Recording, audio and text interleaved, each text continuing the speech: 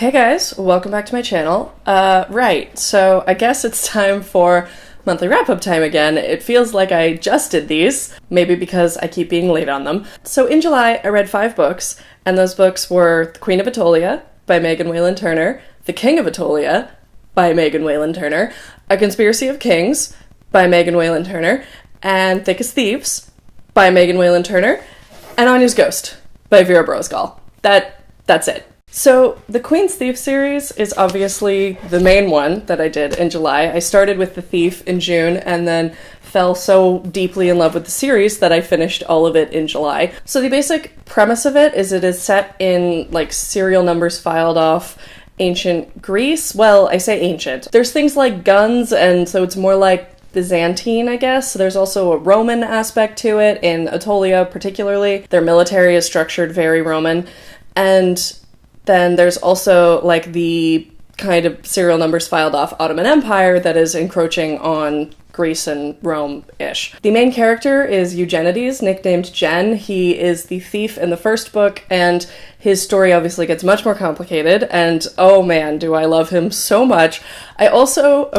Eugenides and Atolia has been an OTP for a friend of mine, basically for my best friend, since I think she read the series in middle school, and she's been trying to get me to read them since middle school, and I was not impressed by her description of that pairing because of a certain thing that happens in Queen of Atolia that then has ramifications for the rest of the series. I'm not really sure how much I should say about this. I'm just gonna say that someone loses a body part.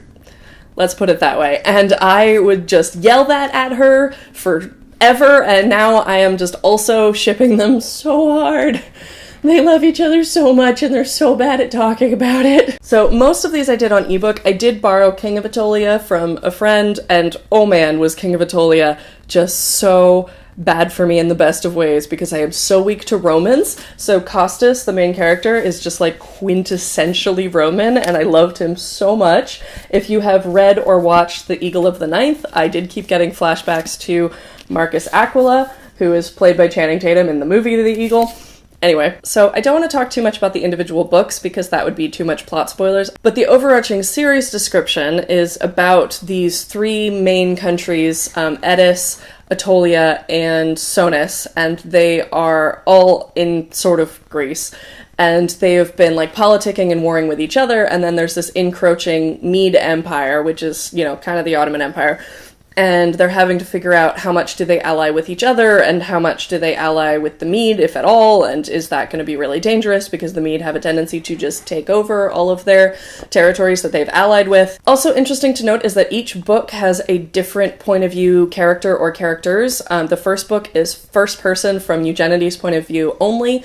The third book is more third person semi-omniscient, where it switches between a few different characters, which I think actually really works. It means that each book has a very different feeling to it, even though they all do continue on in the series.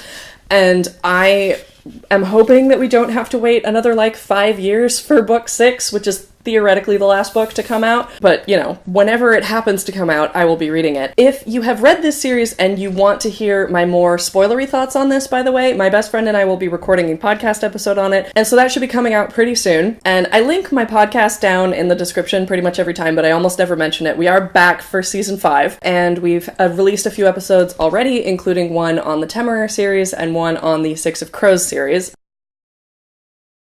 So the only other book that I read in July was one that I read for the Booktubeathon, which was Anya's Ghost by Vera Brosgol. I did already kind of recap my thoughts on this book in my Booktubeathon wrap-up. I don't really have a lot to say about it, also partly because my experience of finishing this book was then immediately overshadowed by what happened afterwards, which is that I realized I'd locked myself out of my house, because the challenge that I filled for this one was read a book outside, so I went to go read out in the backyard, and I guess didn't realize that I locked the door on autopilot when I walked out the back door, so I could not get back in. Both of my roommates were gone, and they were not going to be back for hours, and so I ended up having to, go through the fence into the neighbor's backyard, and I was going to try to get through their fence to get to the front of the house where I had a key hidden, but their gates were padlocked, and so I had to have one of the neighbors let me through the house, and it was this old Chinese man who spoke 0 English, so I think he probably thought I was trying to break into his house. But anyway, I don't have a whole lot to say about this book because